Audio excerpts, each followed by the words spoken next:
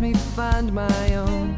I can't tell you how you've helped me and how much I have grown. Even though you're far away, inspiration comes from you to shine a little brighter every day.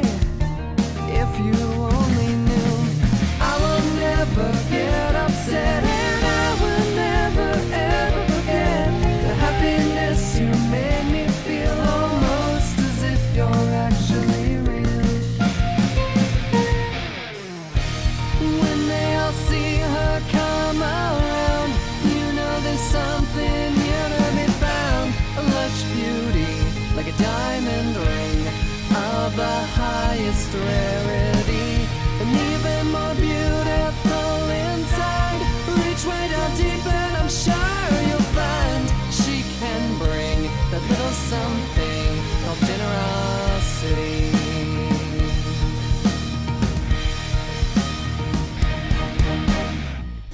Now come watch the moonlight reflect off her sapphire eyes. I'll stick by you forever and every single day to forge and reinforce the bonds that tie us. Now come and join me in harmony. This is the best possible thing. She'll be here waiting for you all to break out and sing. I can save my lonely soul for you, but the feeling in my heart can't follow through. You can give your broken heart to me, 'cause you know that I'll stay with you. It's why they call me, why they call me. Yeah, I can save my lonely soul for you, but the feeling in my heart can't follow through. You can give your broken heart to me, 'cause you know that I'll stay with you. That's why they call me royalty. I can save my lonely soul for you. All I need is a small, small, small feeling in my heart can't follow through. I just do not let go. Stretching down, give your broken heart to me. All I need is a small, small, small feeling. I'll stay with you. Won't you teach me? That's why they call us royalty. I can save my lonely soul for you. All I need is a small, small, small feeling in my heart can't follow through. I just do not let go. Stretching down, give your broken heart to me. All I need is a small, small, small. 'Cause you know that I'll stay with you. That's why they call it harmony. So long I've wanted to start. Oh god, I was clipping. I'm sorry for anybody. But for so long I've wanted to go and play that on stream. And she finally released the damn thing to stream. Thank you, Forest Rain. Anyways, hello everyone. We're getting back to a little bit more of normality this week. So yeah, excuse me. Yeah, we're actually getting back to a fan fiction reading. So yeah, this should be fun. But yeah. So without further ado, let me introduce you to the call.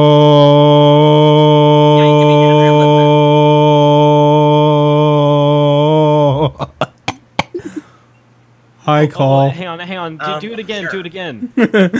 Quick. Do it again. Call.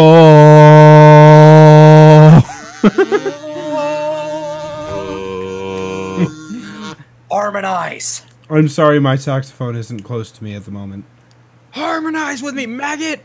I don't know if I can. Wait, does that mean Harmonize. wait, you're gonna pull out the saxophone. Are you gonna Kenny G on us, or are you gonna, just wail out Baker Streak while we're not looking? Epic sax guy. Yes, epic this guy. Yeah, we're gonna bring old memes back to life here in this bitch. So yes, but yeah. Or no? So without further ado, I'll go and start introducing people. So first off, we have my lovely co-host, Crazy Match Captain. I don't know if I need to up my gain or not. Yes, you do. Yes. Is it somehow quieter?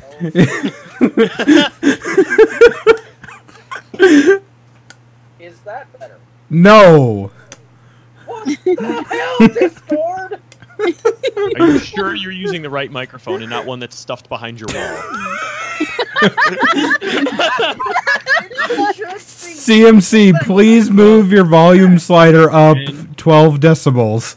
And CMC will be played by someone who's trying to pillow snuff him while recording. Turn it up, please. Okay, I'll turn everyone up. And oh god, I'm peaking really bad. There, that should fix things a little bit. Make me at least on par with everybody else. Can you guys still hear me? Yes. Yeah, I can hear you. Awesome. Yay. Somebody stick me wherever. I will take. I don't care what character. Just You're Alrighty, rarity now. so- Congratulations. So, all right, darling. We're gonna go out and be generous and stuff. Okay, Rainbow Dash or Scootaloo? Kitchen time saves 9. I've got a terrible idea. Just like everybody just read all of their lines in the most baritone voice possible. Yes, the only issue is I'm not a baritone, I'm a bass. Ooh, Winchester's got a saxophone. We could totally know this shit. yeah, exactly. And that's where she plays jazz class. Scootaloo And season since 3. and Who getting has a back, bass? oh god. I've never seen a dame like this walk into my place. She looked like she needed some friendship. So, speaking of friendship, I'm gonna trust our friendships so that you guys won't keep speaking over me while I try to do introductions. So next up, we have our fanfic editor, Double R Forest. Remember when I said we're gonna bring back dead memes? Well, No. this chapter has a Soren that likes pie, so it's true. Alrighty. So next we have our wonderfully voiced yet very poor at running Twitter Slarsus. Today's episode of Winchester Wednesdays is brought to you by not Coca-Cola because we're not going to be sued by them. Drink not Coca-Cola today.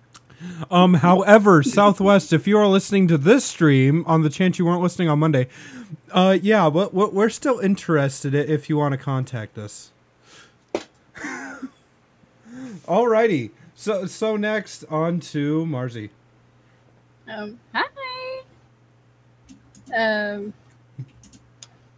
I totally forgot today was Winchester Wednesday because I don't know what day of the week it is anymore.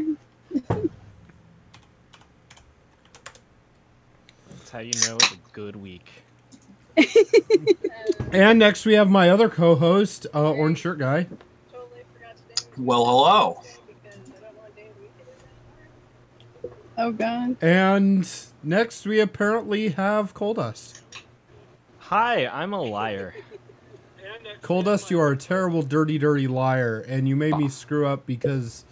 Wait, if a liar says he's a liar, how do we know if he's lying? Alrighty, He's not stop with actually your a liar. paradoxes. Whoever said that a liar can't tell the truth every once in a while. And speaking of paradoxes, we have our second Larsus, Statsmore. I am also audio.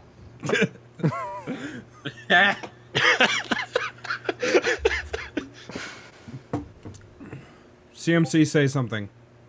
Okay, I restarted thing with it telling it to use Much what does it better. You sound much better. legacy audio subsystem, whatever the hell that means. So do I need to turn my gain back down now? You're perfect for me. Which is all that matters, because I'm seems streaming, so... Ah. Okay. Now Okay. Winchester's the quiet one. Oh, do you want me to turn mine up? Because I have some more gain to go. Now, if Steam would cooperate, I could actually put out an event. Has someone actually put out into something in the Discord announcements? Yeah, we should. We should, seeing as... I'll assign Coldust to that. Coldust, put a thing in the Discord announcement. Yeah, okay, I can do that. One sec. So... Wait, I'm echoing? I don't hear any echo from you. No. Marzi? You were with the stream. All I could hear was Oh. my voice again and again. Well, I had the stream up because I thought this restart would take a little bit longer. Oh. Let's see. Congrats, Orange. So yeah. Oh yeah, Orange. Since you're here and you weren't here last Wednesday, do you want to give us a quick synopsis of Sturgis? No. Well, fine. Hey, Winchester, how's this for an announcement? That worked perfect. Except, did you put a stream link in? No. We better fix that, man. But I'm lazy. Well, too bad. Well, seeing as you, me, and CMC are the only ones. Okay, now you're Fix really that for you. Thanks, CMC. See, CMC's my man. He's got my back. I This thought is why s- CMC I've kidnapped for my stream too. I thought CC was your man. I've got many men, Winchester. Many You men in lucky my son of a life. bitch. What did I just walk into? All I hear is Crazy Many, Matt Captain many saying men. Who Who brought in a sky race? Many men. Skyrays, didn't you hear you're banned from the stream? No. Yeah, Aw. because you didn't come visit me at the airport. Damn it. How could you do Sorry. that? Also, just so you know, Blue actually explained to me with a map the reasoning why you could not. Yeah, okay, good. Because I was sitting there at boarding. Now you like, understand? how far, like, actually is he? And he's just like, oh well, and I'm just like, oh. He's just like, but I'm over here, and I'm just like, oh, so you could come visit me. Yeah, except for the fact that I'll be working right then. And I'm just like, damn you. Yeah. So are you here for the reading as well, Sky? If so, what do you think of Soren? Okay, Do I have to I'm play heading. Soren? I'm heading off What? to an airport bigger than North Well, I don't know Platts, how to deal with Soren. to follow Larsus's instructions. See you all later. What? Yay! Oh. Oh, by the entirely way, sure. you guys all know that airport that I said that I never go to again. Yeah. You went there again? I'm going there again Yay! because I found out it has a hell of a lot cheaper flights and a lot better times to go to Phoenix. Fun. Going down to the Copper State, eh? This Wait, will be the why- furthest west that I have went. Why are you invading my state? Because of Forest Thunder. Oh, you're going to the furry convention. Got it. Oh, you're sorry. both in the Copper State. Good to I'm going to Larsus, you town. should totally be in Arizona over Labor Day weekend. I will definitely try. And by I'm- try, he means he's going to run far, far away. No, by try, I mean I'm trying to get work to send me back that week. They may actually send me back the following week. Aww. Because I've already got work time cleared and everything, so yeah. So, and also I've got my plane ticket spot. And I finally signed up for Southwest Rapid Rewards. Because I It only decided... took you, what, 8 or 9 flights of me nagging you to do it because you keep flying Southwest and you really should be building up those points? Yeah, because I'm going like, you know... Because I thought I'd only be flying once a year, and that's for BronyCon. And now it's just You like, know, I'm flying a lot more than this. it suddenly occurred to me that he isn't very bright. I think he could be a massive idiot. It took you that long to find out. He could be a host on Top Gear.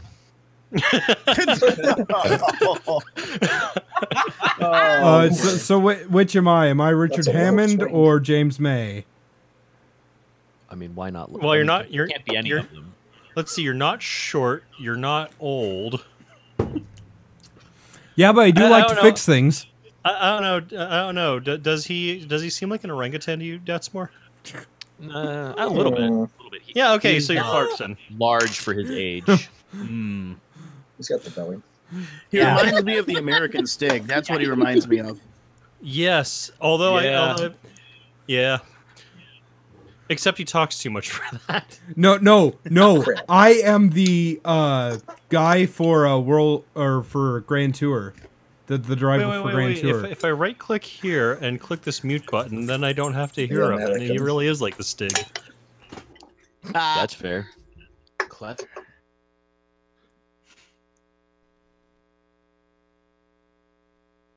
Did it work? It seems like it. Okay, now I'm hearing someone echoing. Yeah, that's Skyray's fault. Damn it, Skyrays. Let's see. Does it work? Okay, it definitely works. I can't hear me. Yeah. Now, the best thing about this is I didn't actually server mute Winchester because I don't have those permissions on this, so he's just down there being a... what's her stream rating again? Yeah, there we go, a twat. There we go. Okay, but in all seriousness, though... Mixer mute, but in all seriousness, Skyrays, are you actually gonna try being... do you actually want to be in this reading, or no? If you have room for it, sure. Or I should say, if you need someone for it. Yeah, have him play Soren instead. You're sure that? I don't know what that means. Hold on. Let me read it first before I even say anything, because I feel like Soren is about to get me killed. The male Wonderbolt? Yeah, Soren. That's what I said. I didn't say Sora. Soren. Hey, Orange, we should totally get Soren to play Soren. I mean, Sora to play Soren. No, this is an inside joke between me and Orange. Yeah, I was gonna say, you could always get me to play Shining Armor. Just insert him in here. So he says, "Dude, Twily, guard training's totally gnarly." Oh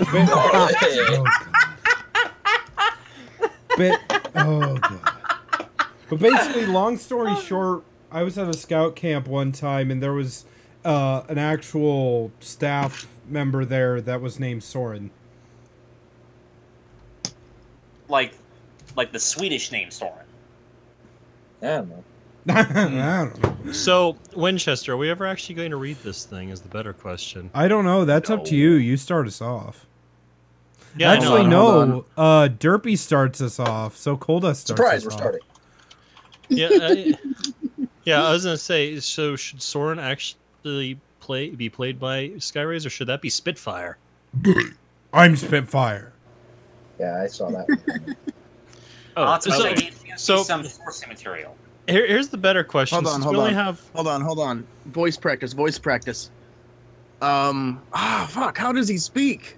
I just Just like that. It's perfect. Congratulations. Yeah, Actually, that is pretty close. Your normal Here's the voice thing. now be fine. None of us are actually playing the right characters right now. I mean, we got Datsmore playing Rarity. I got Hello, Portia darling. guy playing Apple Bloom. Marzy's playing Pinkie Pie. I mean, Okay, and I'm playing Big the Mac. only person playing characters that they actually can sound like is Marzi. I'm playing Big Mac. Okay, hold on. The closest thing I can do is sound like an idiot. Okay, that's good. Not exactly good enough. Yeah. Okay. So do we have this? Do we have this sorted out? Can I go through this? God damn, that's a big list. Can I go through it yet? Ready. All right. So we're gonna continue reading "It Takes a Village" by Dieterman Fib, and I'm still gonna be your narrator because someone keeps casting me as that. I'm looking at you, Double R. Which is great because Double R is going to be playing Spike. Fluttershy is going to be played by Marzi, as is Pinkie Pie, as you heard about 30 seconds ago. Also, Soren is going to be played by Skyrays, as you also heard about 30 seconds ago. Derpy will be played by Coldust. Twilight Sparkle will be played by CMC. A bunch of us are going to play people reading dumb hate mail, and a few of us are going to be reading support mail, which there's surprisingly less of than there is hate mail. This is starting to sound like a real tabloid. As you also heard not too long ago, Rarity is going to be played by Datsmore, who sounds exactly like her, if we get enough whiskey in him. Apple Bloom will be played by Orange Shirt Guy. Zakora by Double R, really? Okay. Big Macintosh by Winchester. And Applejack also by Double... Seriously? Rainbow Dash will be played by Datsmore. Spitfire will be played by an angry Nebraskan. Scootaloo will be played by a less angry Nebraskan who wears an orange shirt. And that is all. Chapter 8.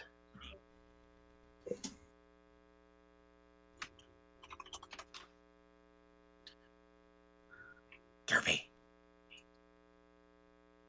Oh, crap. Good job! 10 out of 10. I know what I'm doing. Muffin call! Spike woke with a slight groan. His muscles, sore and aching from yesterday, had rung like a phone and stiffened and tightened unbearably overnight. There were books all around him, scattered in haphazard piles around the square, and a gray Pegasus grinning cheerfully at him as she flapped before his nose. He blinked and reared his neck back a little to focus on her. She tilted her head, one eye beaming at him, and the other beaming off into the library. Morning, Derpy. His throat was still quite sore. She waved a bundle of letters. Muffins for you, Spike! He frowned a little. He didn't normally get his mail the usual way. He had a far more convenient system. Who was sending him letters? Right. He pulled himself together and, holding up a forepaw slowly, she deposited the letters into his talons with what he considered reckless abandon, almost skewering himself as she flopped forwards through the air. He snatched his forepaw back with a quick intake of breath, letters in his palm, and anxiously darted a look back at her.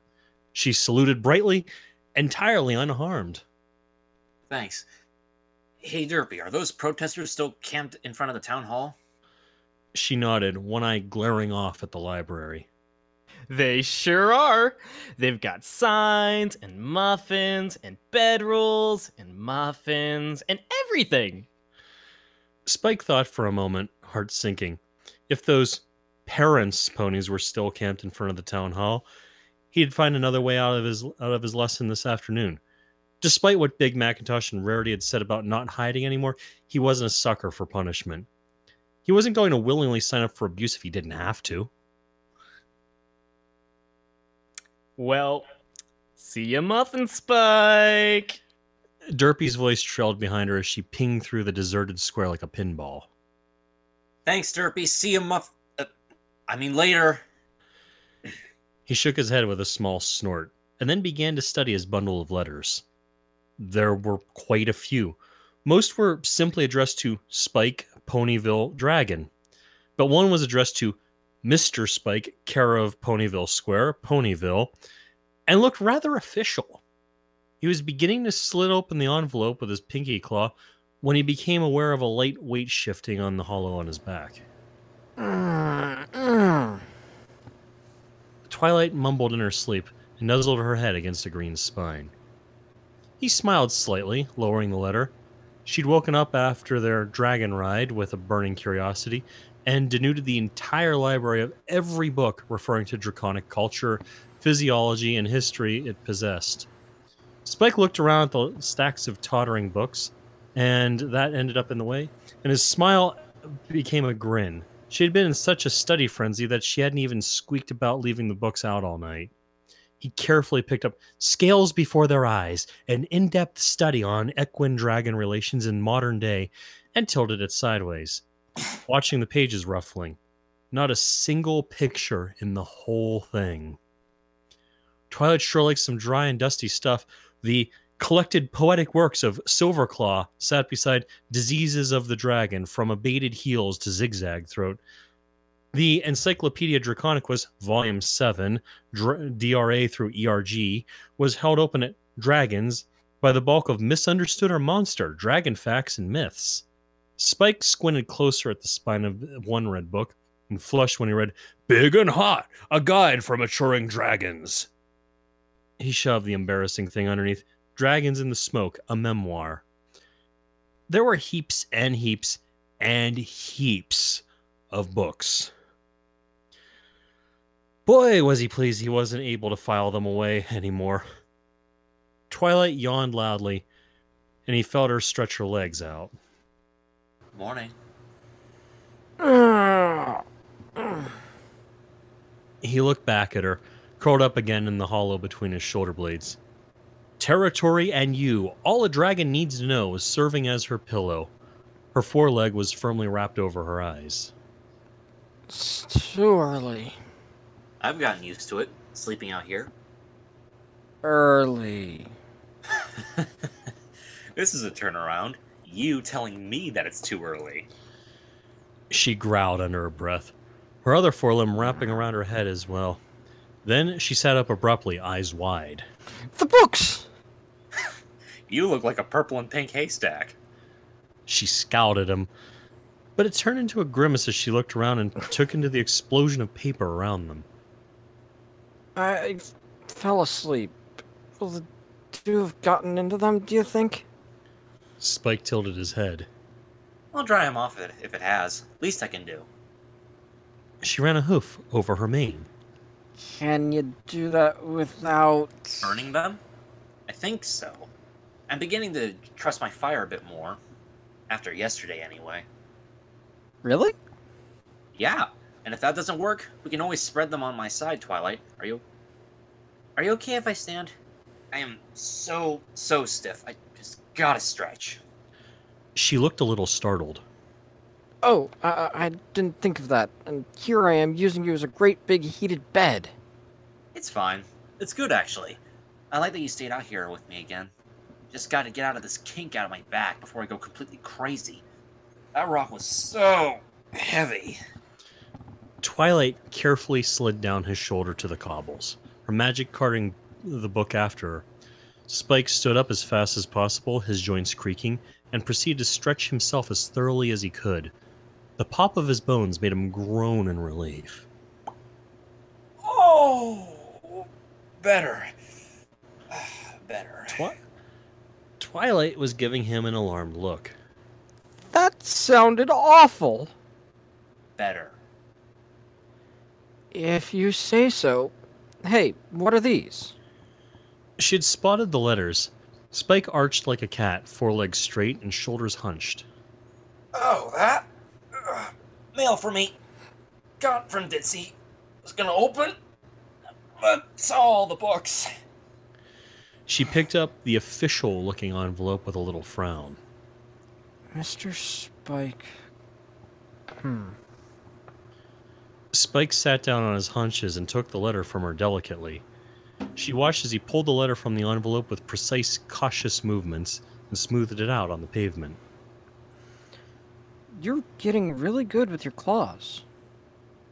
Thanks, but it's only a letter. Letters are easy. Is it big enough? I can enlarge it if you need it. I can make it out. It's from Just. About your egg? Yeah, listen to this. Spike began to read aloud. Dear Spike, hoping this finds you well, yada yada yada. Oh, here we go. We've discovered that your egg was acquired by the School for Gifted Unicorns not as one of a clutch, but singly. It was donated 87 years ago by the estate of the famous unicorn explorer Livingstone. It was kept in magical stasis in the school's trophy room for so long because of Dr. Stone's position as a famous alumnus of the school. It was only put forward for examination hatching at all because we at the RSPCD had managed to get laws put into practice inhibiting the import of dragon's eggs for exam use. It was the only one left. There's no mention where Dr. Stone found your egg in the school records. Spike trailed off. 87. 87. Keep reading. Spike glanced down at her, and then peered back at the letter. Perhaps you could try Livingstone's travel journals? Twilight bolted for the library immediately. Spike sat back, his eyes staring at the piece of paper, but not really seeing it. Was his egg really so very old before it hatched? That made him actually, well, quite old. A very old child. Twilight came charging back out of the library, all tangled mane and determination, her horn surrounded by a corona of magic, and yet another book trailing through the air after her. She sat directly before him and immediately buried her face in it. It's the right one.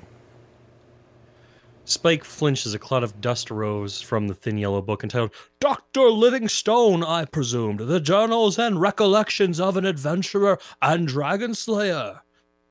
He'd never have allowed it to get so dusty. Perhaps he should have a word with Owlicious. I know I read something once. There was an egg and a purple She flipped the pages rapidly. Where is it? Where is it? Wait, no. That's not... aha! This is it. November 21st. She read aloud in a rushed voice before raising her eyes and giving him a significant look. Almost exactly 120 years ago. His mouth was as dry as ashes. She turned back to the dusty old memoir, her voice slowing as she read. Bivouacked down on the side of Smolberg Mountain, flushed out a spiffing young dragoness, purple with pink markings. Lost 7 porters. Lovely little fight. Purple dragon claw will look rather jolly over the mantelpiece. By the end of the entry, she was almost whispering. She stared at the yellowed old pages. I had read that years ago. You were teething, sleeping there in your little basket, and I didn't make the connections. I never thought it might be... Purple... Dragoness? His stomach had dropped through his feet. Ice was closing about his mind. Purple, with pink markings. That was... He killed your mother. He just killed her. Just like that. She killed all those porters. She killed 2. What happened next? Twilight swallowed hard, searching his face with worry in her deep purple eyes, and then turned back to the journal. November 23rd. Found Dragoness's clutch, 3 eggs. Down 7 porters thanks to that dratted beast. Can't carry all the damn things back. Got 1 trophy anyway. Purple spotted affair. A real beauty. Others will die without their dam's fire to warm them. Bloody waste. Head porter Zafara angry about the whole bally business. Nasty row after dinner. Twilight faltered and stopped. There was a long, painful silence. It was something he'd always wondered about, if only a little. He'd never known if he truly wanted the answer. Still, he'd always thought he'd feel something if it one day presented itself. He was sure he was supposed to feel more than just empty. It was like he was encased in ice. He still spoke in that horrible dead voice that didn't seem to come from inside his body. So that's how I came to Equestria. Dragon Slayer killed my mother and stole my egg, and left my other siblings to die. Spike. He jerked his head up, trying to come to terms with the hugeness of that... the awfulness.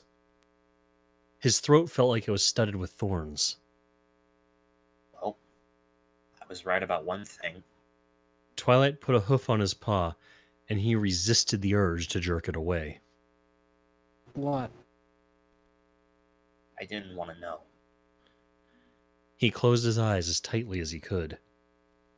Spike, I'm so sorry. He nodded his head and took in a giant shuddering breath.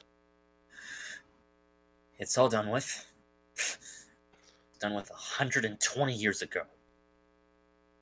Does this... He finally glanced down. She was gazing up at him, her lip trembling, her ears drooping, and her pupils huge in sympathy and worry. The sight of her almost cracked that icy shell that formed about him. Does this change anything? He stared down at her, unseeing, for a long moment. Then the previous day washed over him in a flood of warmth, and the ice melted. No. No, it doesn't change a thing. So what if I don't have another family out there? That's okay. You're my family anyway. You and the Pony Gang. She gave him a tremulous smile. Are you going to be all right? He'd considered that, and then his eyelids pressed down closed once more. Yeah, I'll be fine. Not yet, but I'll be fine.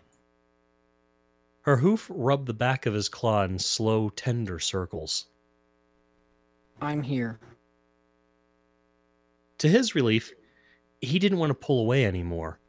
And when he spoke, he sounded like himself again. I know. Is that letter still there? She glanced over at it. Had you finished? I mean, even if you hadn't, did you want to? Not really. Maybe I can? Be my guest. He lowered himself down to rest his head on his forepaws. She levitated the letter over, even as she stroked his fins comfortingly. Let's see. She looked at the letter with an expression of mixed anger, distaste, and sadness. We were around here. No, you read that part. Here we are. Oh, he writes that the records regarding Huffy are far more detailed. Her dam was the dragon of the Cindery Catacombs, and her sire was the dragon of Tanglevine Forest. Hers was one of 4 eggs to hatch in a clutch. Their dam abandoned them after her mate left her to return to his territory. Whoa. Do dragonesses often abandon the clutch? Quite often. Once the eggs are laid, the males start to feel the pull back to his own territory. For the females, this is bad news, given how possessive they are. It can be a toss-up between trying to keep their mate or keeping their egg.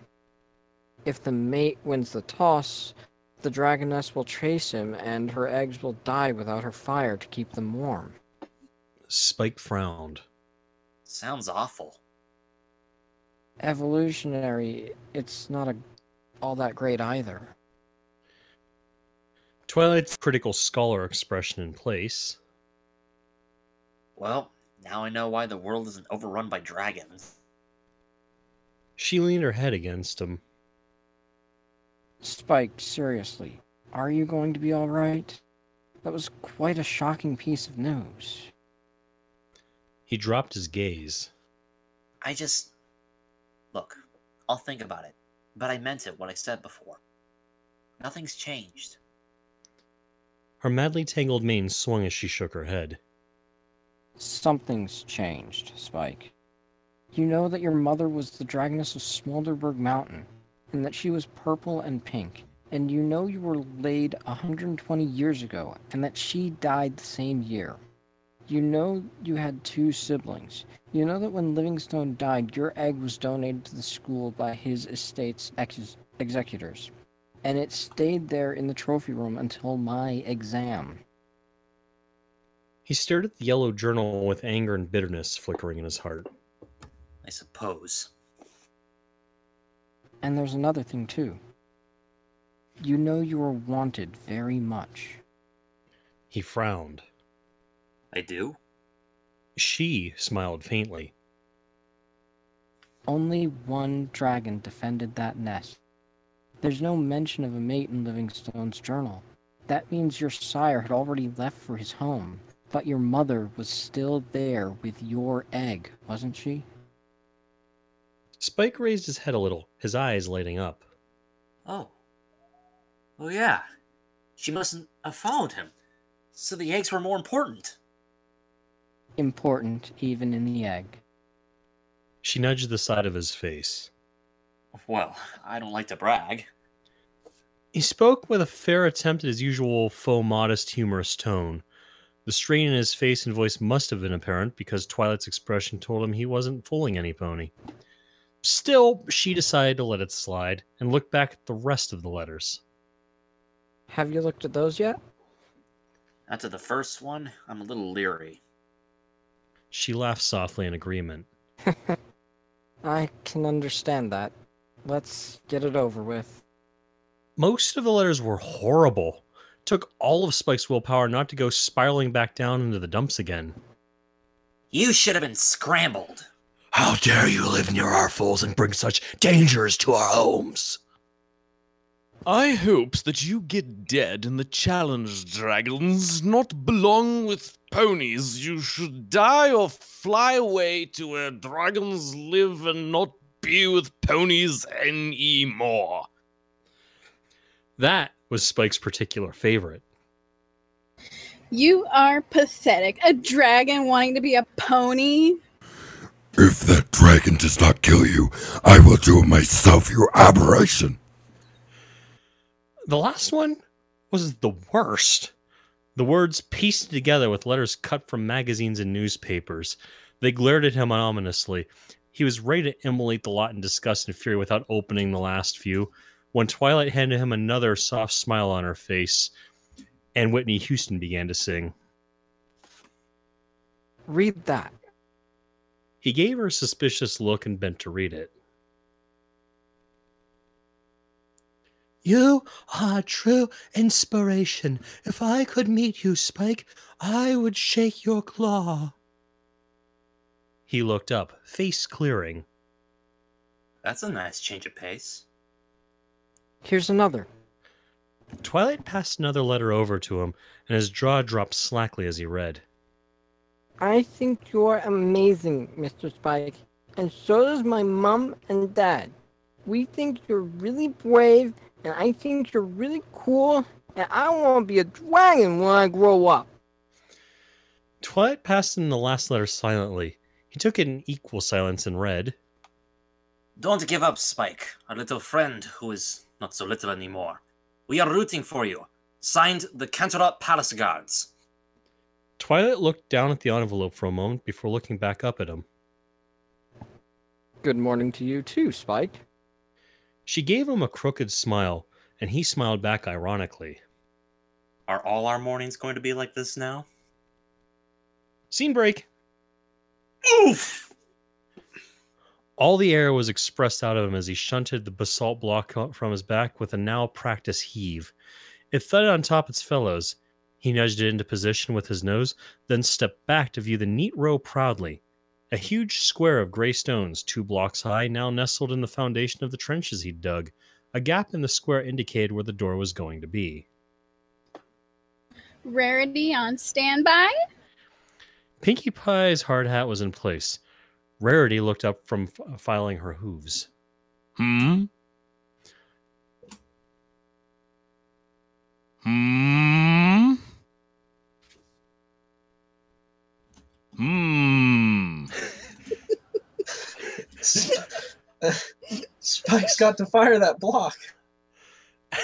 Apple Bloom frowned as she studied the plans. Pinky, can you look at this for a moment? Oh, of course, of course. Safety, indeed. Rarity's hoof file flew into her saddlebag with a flash of her horn, and she stood to look expectantly over at Spike. Ready. Spike gave her an adoring smile. I'm always ready for you, my lady. I have to break for 1 minute. I'm just picturing Rarity from Friendship as Manly right now, okay? All I can imagine is just a chiseled chaw and a fucking cigar in her mouth. Her lips twitched, and he abruptly realized he'd spoken aloud. He hit his burning face as Pinky turned back.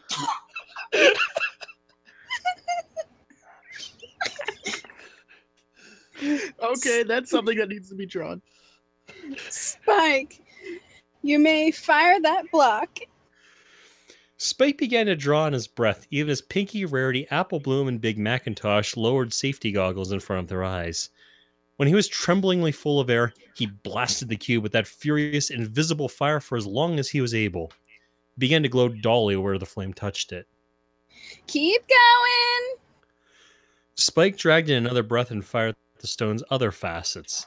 After the flame had passed, the basalt had become black and charred, almost shiny looking. When the whole cube had been treated, he let the fire stutter to a halt. It flicked in a wavering green before petering out, and he swallowed against his dry throat. And that's how foundations are finished. Well done, every pony. I say this calls for a party. Sure does. I have a flying lesson this afternoon. Pinky seemed to deflate on the spot before rapidly inflating. Okie dokie Loki, we'll have it tomorrow. How does Sunnybank Park sound, every pony? I'll bring cake. Spike looked around at Big Macintosh, Apple Bloom, Pinky, and Rarity. Sounds good to me. The others made similar noises of agreement. Oh, that's so exciting. I can't wait to get started on the food and decorations and the balloons and the streamers and the pranks and the punch and the games and the music. Oh, I've got to run home and tell Gummy right now. She began to rush off before seemingly stopping in midair, curls snapping back from her interrupted velocity. Hang on. We need more ponies for a proper Pinkie Pie party. Rarity rolled her eyes. Well, darling, why not simply invite more ponies? Oh my goodness, that's such a superly amazing, awesomely good idea. I'll invite Twilight and Applejack and Fluttershy and Rainbow Dash and Sweetie Belle and Scootaloo and oh, hi, Zecora, want to come to the party? Spike's head whipped around to see the zebra shaman smiling at them all, her saddle baskets overflowing with strange-looking plants. Hello there, Pinkie, my dear. And what is it that brings you here? We're helping Spike build his house. I'm 4-pony, and Big Macintosh is second in charge today, and Apple is on technical, and Rarity is on safety, because you need a unicorn on safety, and Spike is doing the building. I'm the grunt. Zecora's eyebrows rising as she took in the huge low basalt square. Oh, now I see the size of it. A house where a dragon can fit.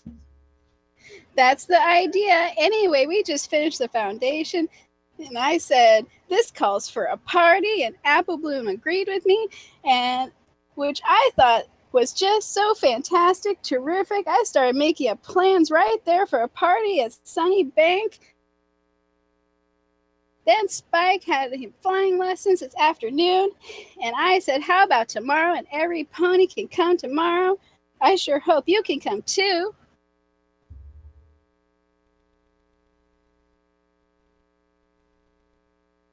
Apple Bloom. You collecting herbs again, Zecora? Pinkie tried to catch her breath. Young Apple Bloom, you are correct. These herbs and berries I collect.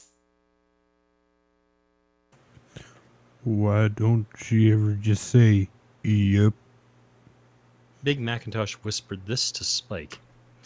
He shrugged. So will you come? Huh? Pinkie leaned to the very tips of her front hooves, her face inches from Zecora's. I'm sure I'll have a lot of fun, so I will very gladly come. Zecora smiled. The party pony gave a great gasp of joy before she zipped away in a streak of pink lightning. Her hard hat rattled on the ground seconds later. Zecora turned puzzled eyes on them. That response seems also strong. I hope I have done nothing wrong. She's just being Pinkie Pie. She's always like that, dear. Spike stifled a longing sigh. Oh, Zecora, I've been meaning to ask you something for ever such a long time. Do tell me, have you ever thought of growing your mane long? I have this new hat design and I can't pull it off, but darling, it will be simply to die for on you. Zecora's eyes twinkled. You are too kind, sweet Rarity.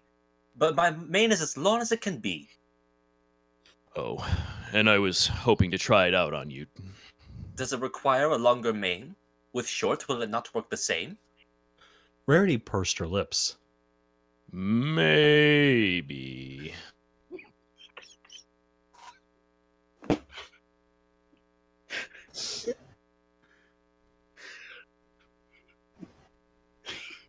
Do you still have a Nightmare Nightwig?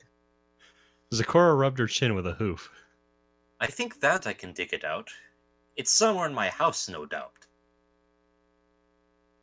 Oh, could you? Could you please? Rarity batted her eyelashes pleadingly. And would you consider posing in my hat for the brochure in the upcoming summer collection? With such a flattering request, my answer can only be yes.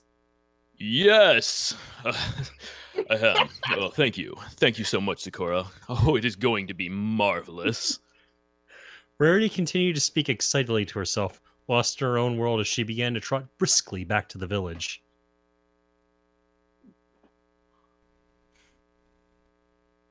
Oh, so thrilling. And those stripes, oh, idea! I must absolutely try a striped gown. So perfect for summer. She seemed to realize that she was leaving them behind and turned back to call. I'll see you all tomorrow then. Creative frenzy. Rarity hurried off.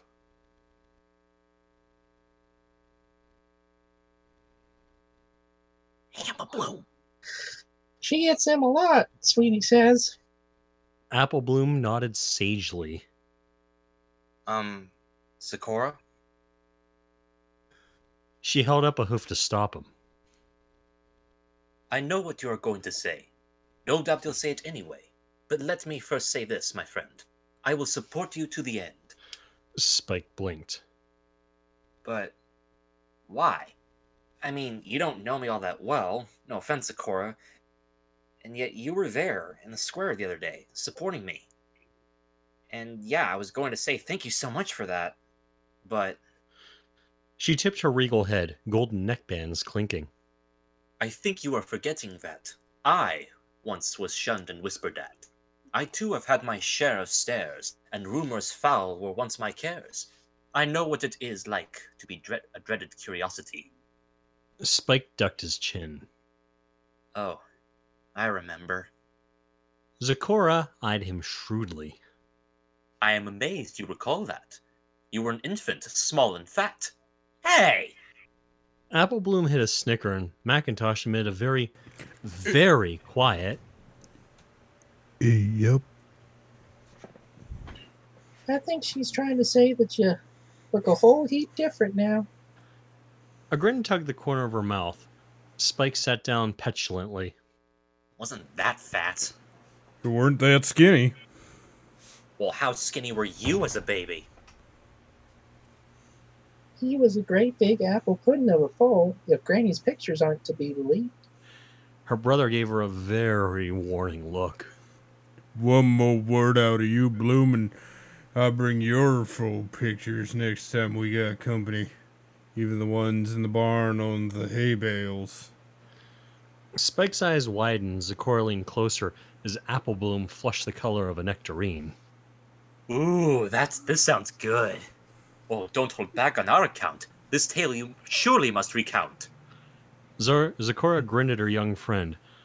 Apple Bloom cleared her throat. I mean, I think Zakora's trying to say that you're looking pretty fit for a shark these days, Spike. Spike glanced down before dismissing himself. I got big. It happens. Yeah, but you got skinny first because you grew too fast. I remember thinking, how could somebody so dang big and strong be so scrawny? Back when you first came out of their library, you had that stretch sort of look to you. Some of our fillies and colts, when they hit a growth spurt, you're taking on more muscle now. Spike looked back down at himself. Maybe his chest did look deeper? I am? Macintosh nodded leisurely, chewing his haystack. You're a whole heap stronger than you were when you had your first lesson. But you control it better now than you've done a bit of work on it. Surprised and pleased, Spike smiled at the farm pony. Wow. Thanks, Macintosh. Now, don't you go thinking that means you can relax now. No, sir. Spike saluted sharply, still smiling. Come on, Bloom. Gotta get back to the farm. Gotta get started on them pies for Rainbow Dasher's friend. Apple Bloom rolled her eyes. I ain't never seen a pony who likes pie so much. He's no slouch at the dinner table. Be seeing you later, Spike, Miss Zakora. See you. They turned back towards the town. I hope to see you very soon, Big Macintosh and Apple Bloom. Spike turned back to his house, studying the foundations with pride. Looks good, doesn't it? I did those blocks myself, you know. Zakora nodded as she looked over his hard work. You should be very pleased indeed. It looks to be all you will need. Well, it will once we've got a bit further than the foundations. And put a roof on it. and a door. Some walls might come in handy at some point. There is a great deal left to do, but your good friends are helping you. I'd be a mess without them. It's all gotten a bit crazy lately. Lessons and protests, dragon stuff, and interviews, and fan mail, and hate mail, and all. They're sort of holding me together right now. She touched his forepaw with a kind hoof. I cannot say I understand. I am not a dragon in Ponyland, but I do surely sympathize, and I do think your friends are wise. Yeah, they're amazing. They're all behind me 100%. They've just been so supportive, especially Twilight. I think I'd be in pieces if it wasn't for her, like this morning. He paused. His mother, his egg, Dr. Stone. He threw the thought away violently. He didn't want to think about it. Zecora's eyes became serious. You must be strong, my young dragon. This thorny path you walk upon is not a road for the faint-hearted. You must finish what you've started. I know. Spike looked back at the foundations of his house and steeled himself. I mean to. She gave him a compassionate look.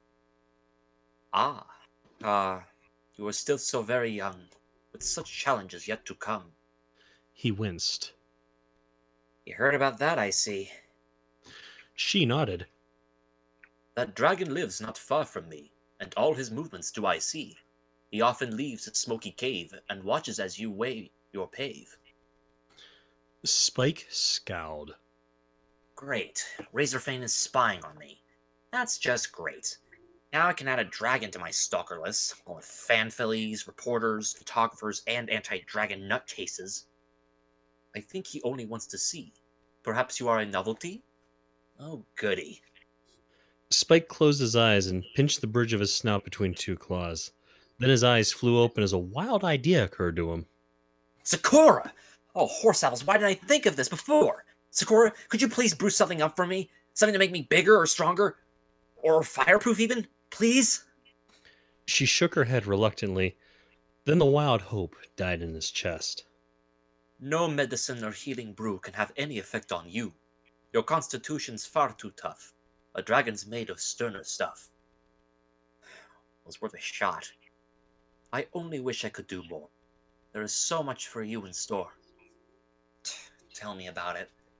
You have your friends to set you right, and they will see you through this fight. My friends. Yeah, my friends.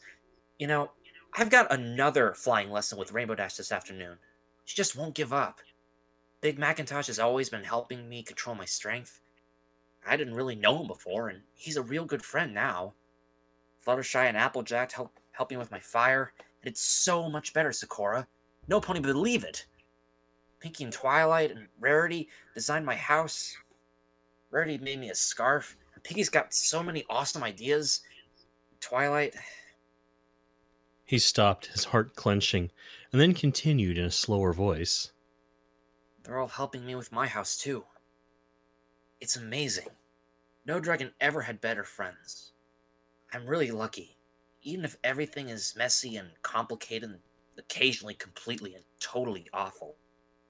Zecora regarded him for a long moment, her expression unfathomable. Then she spoke. Her voice was distant and far away. Sounded almost like she was chanting. There is a saying from my home. It matters not how far I roam. I see the proof of it each day, in every small essential way. Young dragon, how it so fits you, and all the trials you now go through. She leaned forward, her dark eyes boring into him. No matter how different, strange or wild, it takes a village to raise a child. Spike stared at her, flummoxed by her sudden change of demeanor. Zecora? She gave him a small smile. I too will be there for you, and I will help you see it through. He wasn't able to muster any words, but stared blankly down at the zebra. She turned and began to make her way through the field to the Everfree Forest path. I will be seeing you again at Pinky's party in the Glen. It's at Sunnybank Park. Zecora threw an arched look over her shoulder. That doesn't rhyme. Scene change. Swing a little to the left. Applejack hollered from the ground. Easy for you to say. Rainbow Dash yelled back, the rope around her waist zipping and snapping in the strong wind. My mama didn't bring me up to be a tugboat. Spike was frozen stiff in terror, his wings locked and outstretched. Attached to him by guide ropes around his chest were Fluttershy, Rainbow Dash, Scootaloo, Spitfire, and Soren. The Pegasi were dragging him through the air like some sort of giant-scaled carriage. Like taking a balloon for a walk, she says. Scootaloo flapped valiantly to try and steer his unwieldy frame. Below them, Applejack and Winona ran frantically, calling instructions to his handlers.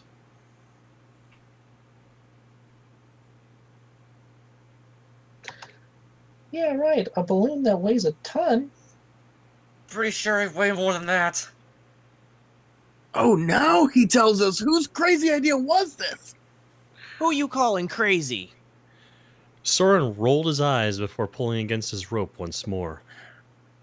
I'd really appreciate it if we get that down soon. No way, Jose. You are gonna fly today. Oh, look at that. I'm flying now. Can I please get down? You're gliding. Sweat ran down Spitfire's golden face as she towed him. We're the ones doing all the heavy wing work. There better be a pie after this. I'm only in this for the pie. Oh, pony feathers. Spike's wing banked a little against the wind once more, and he began to veer to the right again. Fluttershy, can you give me a hoof here? Fluttershy flew as hard as she could to the left to bring him back straight. Oh my goodness, oh my goodness, oh my goodness! Okay, he's straight again. Applejack yelled from far below. Winona barked enthusiastically. Guys, I don't like this. The ground was quite a long way away, and he felt powerless and vulnerable being dragged along like a massive kite. Tough. Holy horse feathers! He's got a lot of side. What does that mean? His whole body was rigid with fear and trepidation. Means you move a lot of air. Scootaloo's mane plastered over her forehead with sweat. Your wings displace a massive amount of compared to ours. That's why it's so scooting hard to keep you straight in the crosswinds like this. Then maybe we should fly into it? His wings were burning in their outstretched position, but he didn't dare move a single muscle. It turned you into Equestria's biggest parachute? Don't you know anything about wind resistance? Leave off, S off. Sorry, Dash. Next time, remember what I tell you, huh? Especially in front of my captain. He cringed internally. Well, it's a bit weird. A dragon who won't fly. It's not won't. Rainbow Dash flapped violently. It's can't. Fluttershy's face was apologetic. I just can't get the hang of it. Sorry, but I guess that makes me a bit weird. You got gliding down, Pat. Scootaloo hauled on her rope. Yay. Fluttershy cheered as much as she could. Yeah, yay. Gliding, wow. It's an improvement on swimming. He had to give her that one. Let's try something, Spike. Can you feel that crosswind? Spike could definitely feel the leading edge of pressure against the front ridges of his right wing. Yeah? Next time you feel that wing wanting to bank against the air, do it. I don't know if that's such a great idea, Rainbow. Gotta try sometime. You're all a test to me. If I lose it, we'll all go down. You're not gonna lose it by banking on a crosswind. But... do it! Spike stifled a whimper and leaned into the wind carefully. Turning right, every pony. He began to veer around in a broad circle. Oh my god! The ground spun strangely below him.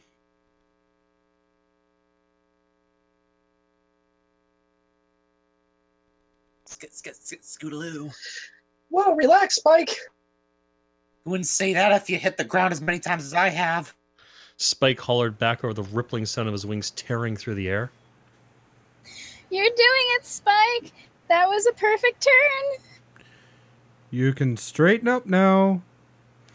Spike was certainly grateful that Dash had brought in her Wonderbolt teammates to help him, but boy, were they making him feel helplessly inept. Which he supposed he was, but it wasn't nice to point it out like that. Then again, he'd once stuffed them inside a water tower, so perhaps they're just getting a bit back of their own. He shifted his weight between his wings until he was flying level again, and Dash nodded to him, her face shiny with sweat. You think you can remember that when you go broadside again? He nodded meekly. You're doing very well, Spike. It took me far longer to learn, you know. I feel ridiculous. He changed his word choice at the last minute. He didn't want to admit how helpless and defenseless he felt in front of Spitfire and Soren. The wind tried to turn him, but he mimicked his earlier emotions and remained straight. Now you've got it. Now you... A sudden updraft sent him shooting up higher and higher into the air, and his wings locked in terror. For a moment, all 5 ponies were dangling breathlessly at the ends of their ropes. Then Rainbow Dash reacted faster than thought, followed by the other 2 Wonderbolts a second later. They started to try and haul him across the updraft. Scootaloo shook her head to clear it before joining in. Fluttershy seemed to have been dazed by the sudden jerk upwards, and she swung at the end of her rope like a pendulum. It's no good. He's got too much air. We can't get him off the updraft. Pull! The 4 ponies pulled with all their might. Spike eyed the ground and was still slipping further and further away with horrified dismay. It's not working. Come on! Her wings were a blue blur. Spike's pupils were pinpricks of fear as he watched the little shapes of Applejack and Winona growing smaller and smaller. The howl of the wind steadily rose in pitch and volume as they continued to rise and rise and rise. This comb's got to taper eventually. We'll pull him off at the top of it. I'm gonna be a crater! Then, out of the corner of his wide-blown eyes, he glimpsed a yellow and pink blur begin to turn and roll. Fluttershy, still barely conscious, was being spun out of her rope. The knots must have loosened when she was jerked to the end of it by their sudden ascent. Rainbow Dash! She couldn't hear him over the scream of the wind, her whole body straining, all her attention on getting him off the updraft. He looked over and panicked to Scootaloo and Soren, who were in a similar state. Spitfire looked like she was snarling. Her strain was so apparent. He desperately turned from one to the next, yelling their names. It was no good. They were all yelling at each other, but no pony could hear anymore. With a cold, sick shock, Spike realized that he was the only one who'd noticed Fluttershy's situation. With an almost balletic grace, she slid out of the rope entirely, her mane and tail trailing gracefully as she began to free fall through the air. Spike's vision seemed to tunnel in on her. Her unfocused aqua eyes, her feebly twitching wings, her lolling neck. A memory broke. My pony. He'd stuck his tongue out. She giggled. Flames filled his mind once more. Fluttershy! He suddenly roared in a huge gush of smoke, without even stopping to consider how. He swept his wings once and ducked his head under the hooves of the ponies still valiantly trying to drag him from the updraft. 4 very, very startled Pegasi clattered against his back, their forelegs clamping to his shoulders and spines, holding on reflexively. Spike? He growled fiercely. His forelegs slammed down tight against his underside as he arched downwards. His wings flattened against his body, his snout and neck elongating slightly as he sped straight as an arrow for Fluttershy's tumbling form. Look, it's Fluttershy. We've got to save her. We're still tied to Spike. I'm gonna get her. You're gonna kill us. I only wanted some pie. Spike ignored them all, eyes fixed on Fluttershy. His vision had seemingly sharpened under pressure. He could see every feather on her wings, every strand of her mane. She's getting closer. So is the ground! Spike opened his wings as he drew level with Fluttershy's tumbling form, and the updraft caught him immediately, throwing him skywards once more.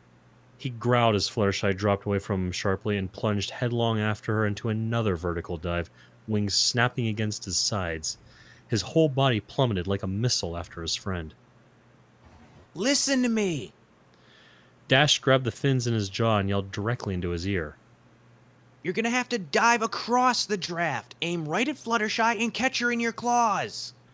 He shook his head in horror.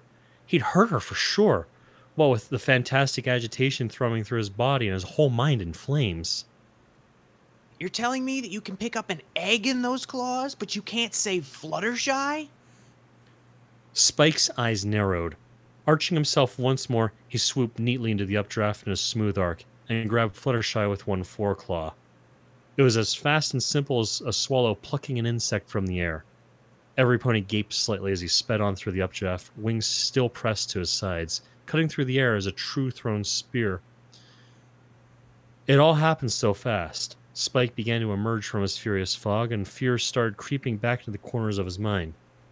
What in Celestia's name do you think he was doing? A few dragon lengths later, and the air pressure dropped dramatically. Unfortunately, so did they. Okay, you're past it. You're past it. Open your wings and flap. Updraft's gone. We're a pancake. Spike, spread 'em. He wrenched his wings open again. Something deep inside him urged him to beat them twice. And so he did. His chest rhythmically moved in reverse direction.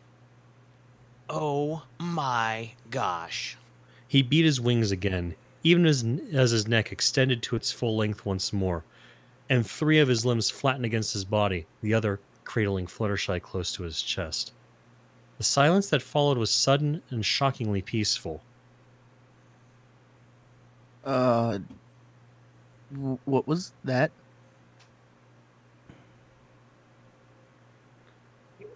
Spike, you're flying! Don't make me think about it, or I'm gonna lose it. He brought the claw that was holding Fluttershy's limp form before his eyes, fearing that he was going to see blood. To his dumbfounded joy, she was whole. Even better, she was stirring. She regarded him she regarded him blurrily, her eyes puzzled. You're not a butterfly. He could feel a foolish, elated smile beginning to crease his face. Nope. But I can fly. Fluttershy, I can fly. She blinked, smiling back vaguely. Silly little friend. Of course dragons can fly.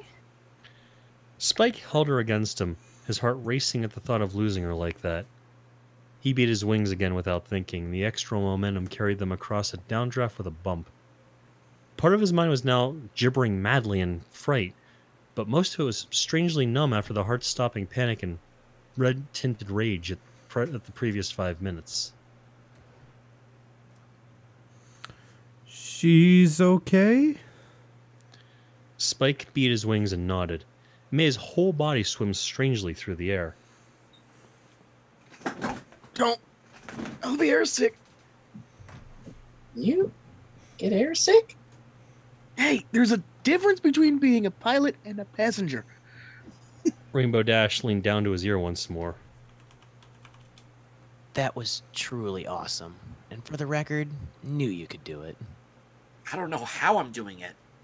He was flustered and elated and numb, all at once. I wouldn't look a gift horse in the mouth if I were you. She rubbed his head with rough affection. One question. Yeah? How do I land? This is United 641 to O'Hare Tower. Please lower airspeed to 210 and prepare for Vector 27 approach runway 16R. Copy that, Tower. We'll be inbound. Hey, I'm supposed to be the pilot. Hey! I'm the only one here working on getting a pilot's license. Hold on. Where's my pie? I was promised a pie. You'll get it next chapter, okay? And the chat descends into madness. Let's see. Pie. I've got a pie chart. I've got a gift certificate. I've got to a complete pie shop in calculation of Livernois, pi right Pennsylvania. here. Do you by any chance have an apple pie? I mean, those are a little bit better than a pie chart. Nobody have a raspberry pie.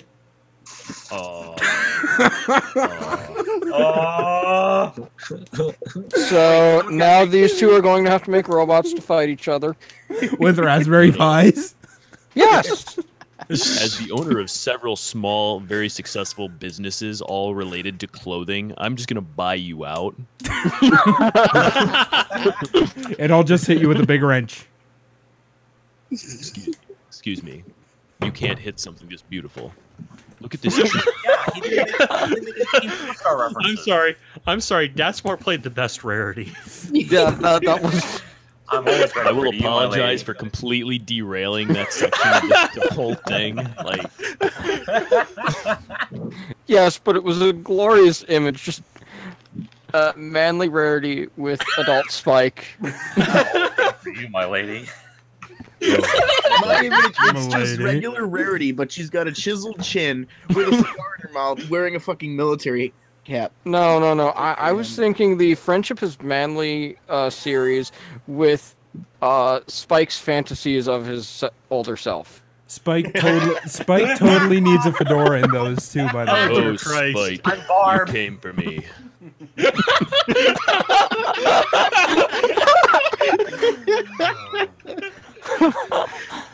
Anything for you, my lady. Oh, Oh, yeah. swoon.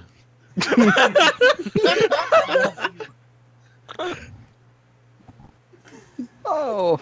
Okay, now for the rest of the stream, you just have to say random fancy words in that voice. Anything No, for I don't you, think I can manage my that. stallion. Eclair. Say Surreptitious. eclair.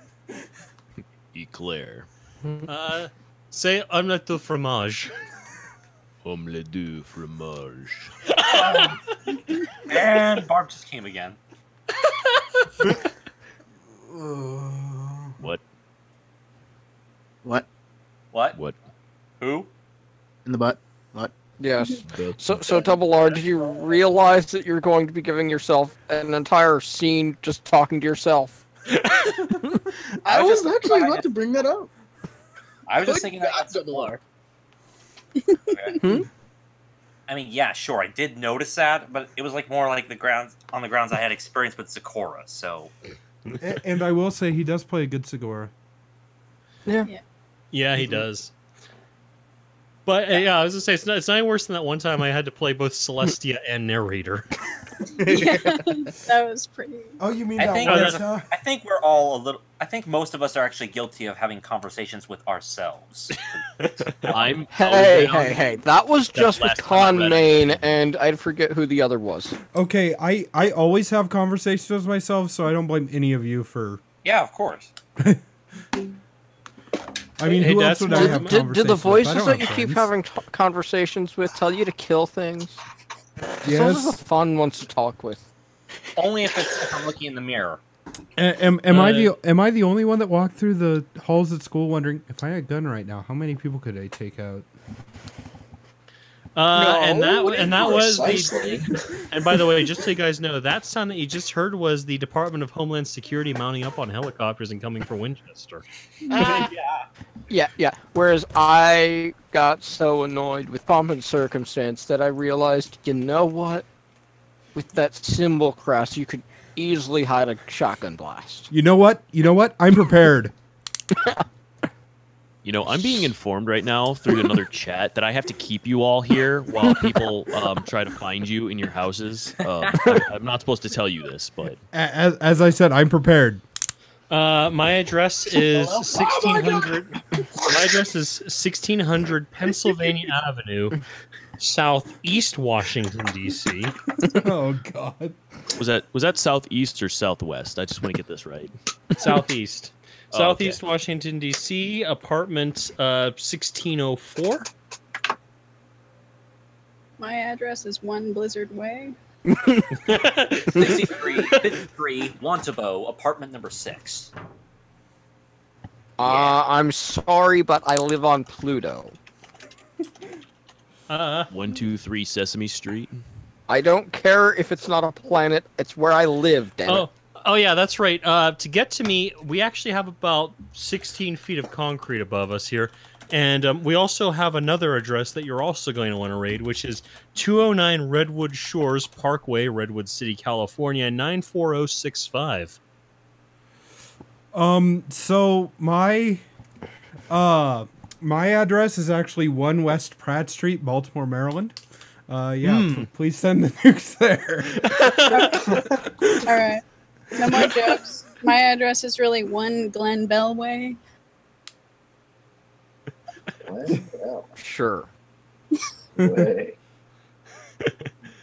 Now, 5 points to whoever in the chat can actually name all the addresses that we just gave.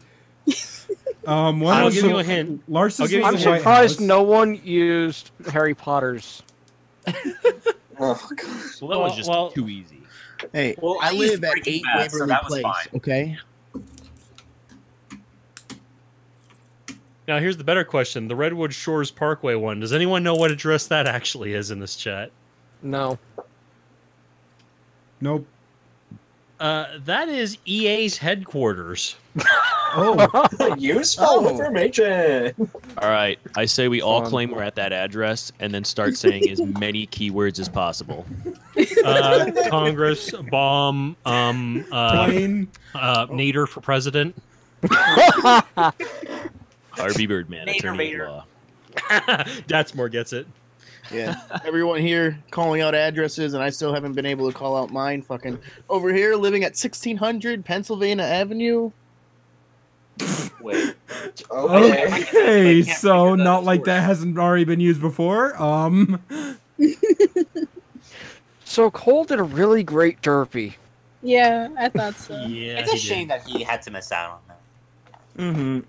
It was pretty fantastic. Cole is the derpiest out of all of us. I just knew that when I was editing this thing, I just knew that we had to figure out a way to get Coal Dust on. Of course, I didn't tell anyone else that we should get him, but yeah. He just showed up out of the blue. Yeah, because I just had faith. I just knew life was going to work out the way that I had thought it would. Hey, Datsmore, I sent you a file earlier. Did you get a chance to listen to it yet? I did, actually, yes. oh, and that dumb hate mail was just the most sophisticated reading. No, Datsmore picked the perfect voice for the hate mail. Yeah. I was going to go with something completely stupid. I'm like, wait, no, this is... I'm already doing rarity. I'm already in the hole. Wait. What if Rarity was the one that sent the hate mail? Oh my. Well, here's the better question. Datsmore, you just played Rarity. How's Trip gonna react to this? Well, would he be we'll tripping? be able to ask him in person. Who's Trip? Is he a friend of yours? Yes. Okay. Is he tripping? Screw that guy. Screw him. I don't know who he is, but screw him. That's fine. That's a lot of people have a very similar opinion. Yes, especially when he responds with something like "Lamp is love, lamp is life." He does love Lamp. I got to give him that. Yeah, he is the best at lamp, so yeah, it really works for him. Like the light kind of lamp or the genie kind of lamp? If you're friends with him, you might know. Hello, my name is Lamp. Hello. I see how this What Lamp. we're looking for. Yeah, you see, I know the problem with Winchester saying that. If Trip were actually here, he'd say, "Well, hello, baby. I'm gonna plug this into your port and do amazing things with you." What about plugging stuff into ports? That's the first thing I hear when they come back. I know how to DMX the hell out of that. Oh my. Oh! We're talking about your special night with Datsmore. Okay. Well, yeah. Oh, baby. Well, that's the thing is that break out that audio equipment. Of a no, that's baby. the problem. Oh, Datsmore baby. knows how to make all the baby. best. I know how to make sure that Datsmore makes all the best sounds and broadcast them out to the world. Watch, Larsus, you finally get it to where somebody other than like convention center staff or union labor can do BronyCon, Bronypalooza sound, and you don't end up doing it? You have Dadsmore do it. Please. No, please. no, are you I think he kidding? wouldn't be involved at that point. Yeah, I was about to say, the problem is that I would have Dadsmore doing something there. He'd be yelling at musicians to make sure their sets start and end on time. That's exactly what he'd be doing. He'd be running 2012, the that's what I did. he'd be running the monitor mixer then. No, he'd be yelling at musicians. I'd have a monitor mixer person to do that. Here's the thing, is that of the convention staff in this chat, which is Datsmore and I, Datsmore is probably the most accomplished stage manager I know. So he would be the one that would be allowed to go on stage and say, "Yeah, you need to finish up now." Yeah. No, he'd be the one to get up on I stage, have done grab that, the yes. microphone from Gabe, and just be like, it just starts singing into it to get them off stage. That is the only person I have not physically kicked off of a stage. And that's because he knows when to start and end his sets on time. Yeah, he's professional. Yeah. Now tell him about the one DJ who has a problem with treble. There's like, you're gonna have to be more specific than that. and volume, and almost blew out Tripp's speakers that one year. Yes, Tetsuo. Oh god. I wasn't gonna name any names, damn it. Oh yes, I did. Yeah. Oh well. Yeah. So, which con was it where you actually had to go on stage and say "end this now"? I honestly can't remember. They started blurring together. I want to say it was in the US. Yeah. Actually, I think it was Midwest 2015, wasn't it? Yes. Oh. What year is Wasn't that the last year? No, the year before that. It was the year before the last year. So 2014.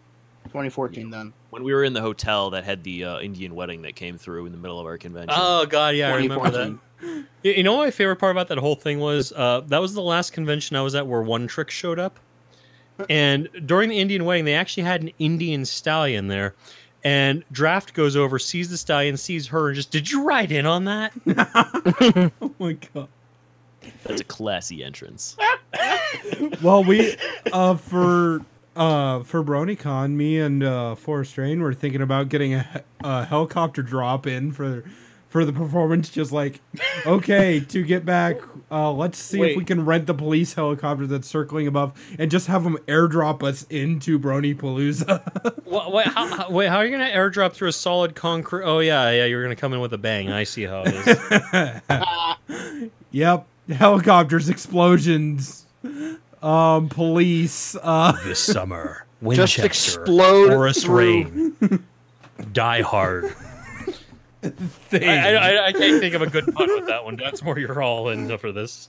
I'm sorry, I wasn't really paying attention. Die Hard and something about ponies. Good ponies die hard. This summer. Yeah, there we go. 3 ponies, 1 villain, named Tom. He's the hardest villain around.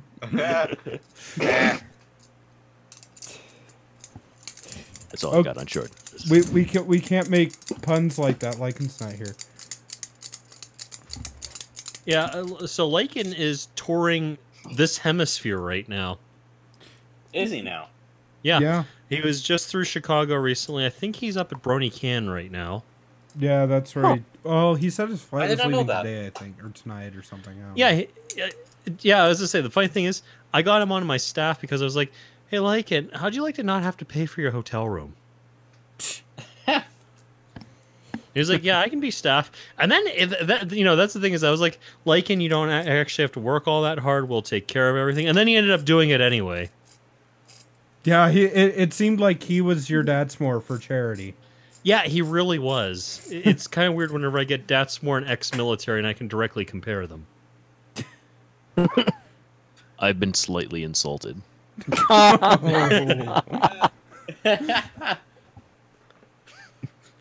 What, you're saying you don't operate with military precision?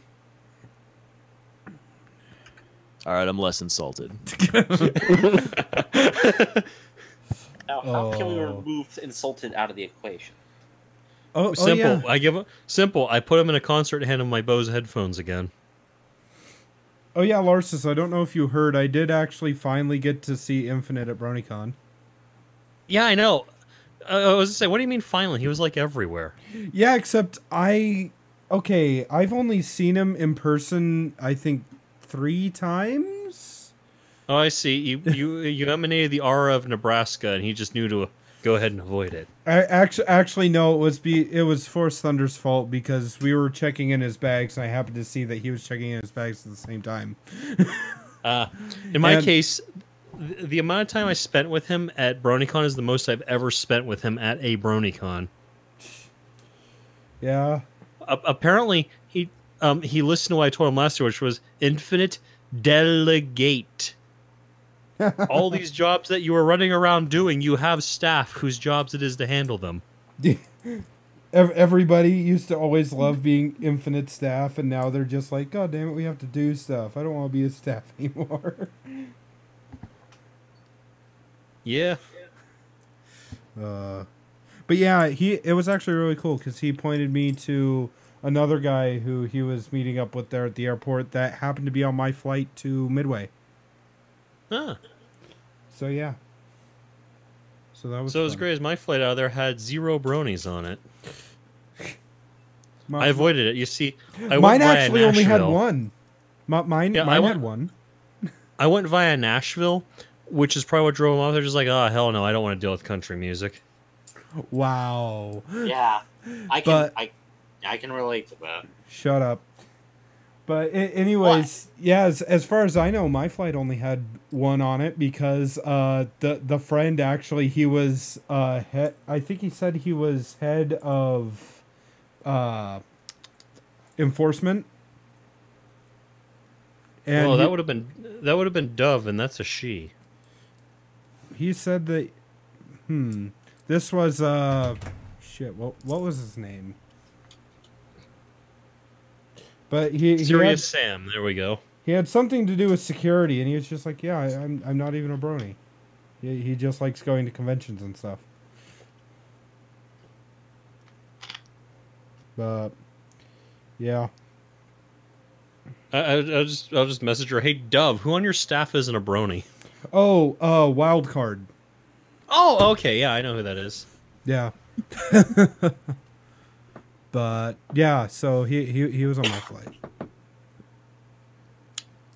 So anyways, let's talk about fashion. But Bash isn't here to talk about it. Yeah. Actually, I need to go. I apparently am about 12 minutes late for a meeting I was supposed to be in. Yeah. Well, I think I'm gonna close. I think I'm gonna close up shop anyway. So, anyways, I guess since he needs to leave, Larsus shoutouts really quick. My shoutouts tonight are to Coca-Cola and Domino's for giving me the energy to make it through this thing. What about Southwest? And Southwest, because give me all the free flights and points, please. Hey, Larsus, I have one more question for you. Shoot. Did you get my text? Bang. Yes. All right, just making sure. All right. I'll poke people to take care of that. Thank you. Mm-hmm. Alrighty. And Larsus, make sure to poke Charlie about the Traveling Pony Museum thing. Everyone wants me to poke Charlie, but Charlie doesn't want to be poked. Well, yeah, I'm still trying to get my discount on a Compass I1. Well, here, hold on.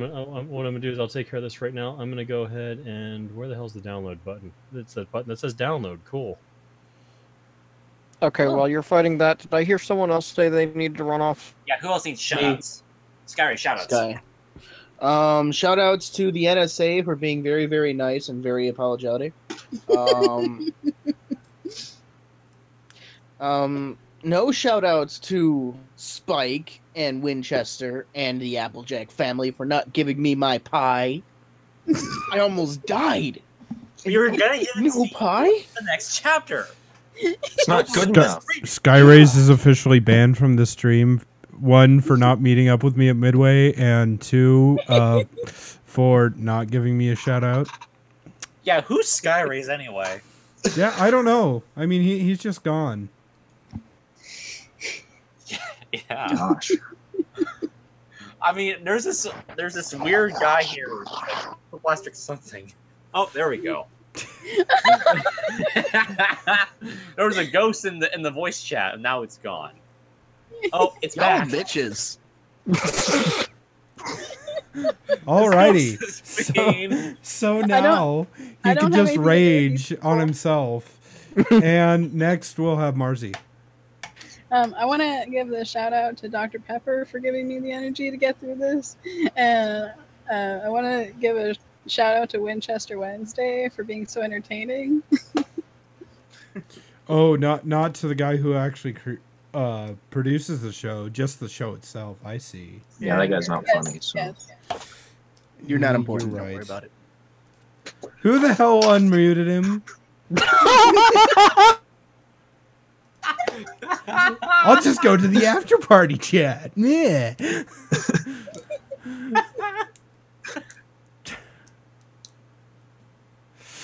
Anyways, next also on gonna head out. Next on to Ditsmore. I would also like to shout out to Dr. Pepper. So, high five for Dr. Pepper. Yeah. That's the shit. I'd also like to shout out to Fashion and to my my favorite fanboy Spike. For just, being just ever so big cute in his big basalt house. So Anything for you, my lady. oh. Swoon. Anyway, that's all I got. Swoon. Get a private server, gosh. Which one? I have three. I'm trying. Stop making me laugh. I need to pee. Okay, so make Marzi laugh more. Okay, and next on to Double R. Wait, me? Yes. Okay. Guy raises typing. Sorry. Shoutouts to the hot and steamy ship that is Manly, Rarity, and Adult Spike. Absolutely.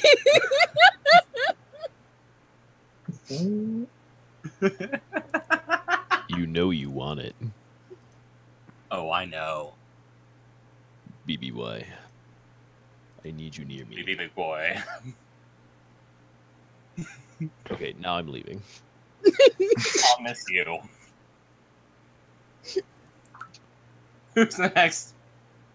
Alrighty, and next I'm going to go with Orange Shirt Guy.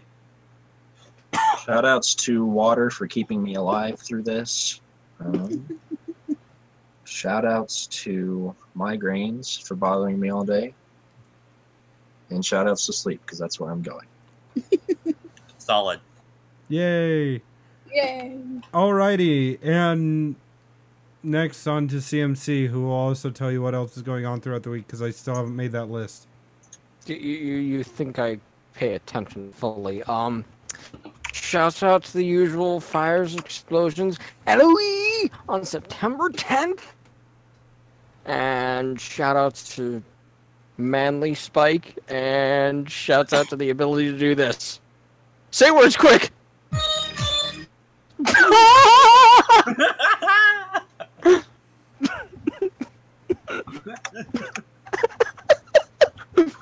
So wait, should Winchester do his shoutouts before CMC does the list? Alrighty. So, so CMC, are you going to do the list? Let's see. Next would be a Thursday. Yeah. Silent does things. I don't know if he's actually doing something this week because he just got back to school situation, I think. I'm not sure, but it's Thursday evenings. I'm not sure what time. Friday night, we do the, got the D&D campaign. We're taking a break from Roan, and we're gonna start figuring out how to fiddle with the official MLP RPG thing. We'll see how that goes. That's Legends of Equestria? no, not Legends of Equestria. The actual Tales of Equestria, and that's usually about somewhere between 8 to 9 p.m. Eastern when we start. Yeah, And then Saturday, we've got Saturday morning cartoons with the new episode at the time that it airs. As well as Saturday, we've got, in the evening, we've got Creatures Gaming Meltdown. He usually has a lot of fun with crazy things that he rages is at. Sunday, we've got Circuits Let's Play, a single player and a multiplayer. They're working through Doom and finishing up, I don't know which portions of Borderlands it is right now. There are so many Borderlands games, I don't know which one it is, but they're working through it. And that starts at 4 p.m. Eastern. And then Monday we've got an Equestrian Flag Stop with Coldust and myself and a couple of other crazy people around here. Usually Creature and CC. Wait. You're cheating on me? Yes. And that's at 8 p.m. Eastern as the pre-show to the Brony Show starting at 9 p.m. Eastern, which is a whole bunch of fun. You should come join the main show, yeah. And there's usually a little bit of a Pop-Tart after party afterward. Just dicking around with some, either in Gmod or in a sync tube, just chatting away. And then Tuesday we got nothing, and Wednesday you come right around back to where you are now. 9:30 Eastern, we got a Winchester Wednesday Insanity. I assume we're doing a game next week. Who knows? We might be crazy. Exactly. Yay. So my shout outs obviously go to everybody, and if we're going to talk about stuff that's keeping us awake, shout outs to Venom Energy, specifically the mango flavor that I can only find in a tobacco store in town. That has been keeping me up for work classes the last couple days. So thanks for that. And also Southwest for flying and being very good with it. So yes, thank you all for showing up. It's been fun. And also, just so you guys know, Sora is streaming at twitch.tv/artistsora. She's streaming Kingdom Hearts. Pop over to her stream and then totally be like, hey, I came here from Winchester Wednesday. Okay, it's time to do the Winchester Wednesday raid. Yes, Winchester Wednesday raid. Go to here. She's totally gonna hate me, but yes. So everybody, have fun. Okay, what is our raid message? Tell them Roxas said hi. How about your? That was unrelated. Oh, I don't know. I'm not good with coming up with things. I'm not creative. Forest Thunder's far more creative. You come up with something. How about Winchester Wednesday sends his regard? Sure, that works. So from Winchester with everybody type from Winchester with love. Yes. Okay. It's all Winchester's idea. From Winchester with love. So yes, please, everybody go raid her stream with that. And yeah, I don't actually have a video to play out on because I'm lazy this week. But yes, anyways, this is Winchester 572 going 10-7. I'm out. Bye-bye. Bye. Bye.